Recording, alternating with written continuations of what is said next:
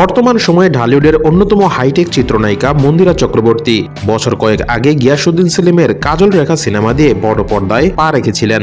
এরপর আরিফিন শুভর বিপরীতে আসে তার দ্বিতীয় সিনেমা নীলচক্র।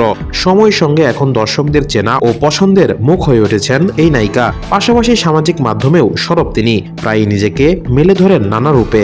এবারও যেন তার ব্যতিক্রম হলো না। গত শনিবার রাতে একগুচ্ছ ছবি নিজের সামাজিক মাধ্যমে প্রকাশ করেছেন মন্দিরা। ছবিগুলোতে তার গ্ল্যামারাস লুক নজর কেড়েছে নেটিজেনদের। দেখা যায় মন্দিরা পরেছেন চকলেট বা গাঢ় বাদামি রঙের একটি বডিকন গাউন। স্লিভলেস এই পোশাকটিতে রয়েছে সোনালি স্ট্র্যাপ এবং বুক ও কোমরের অংশে কার্ভি ফিটিং, যা তাকে দারুণভাবে ফুটিয়ে তুলেছে।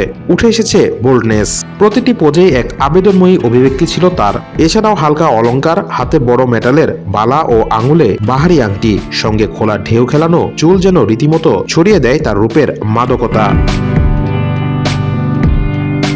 ছবির ক্যাপশনে মন্দিরা তুলে ধরলেনও এমনটাই, লিখেছেন, মাদকের মতো হও, তাদেরকে তোমার জন্য মরতে দাও। মন্দিরা এই পোস্টটি বেশ সাড়া ফেলে তার ভক্তদের মাঝে। মন্তব্যের ঘরে তার ভক্ত ও অনুসারীরা রূপ ও স্টাইলের প্রশংসা করেন।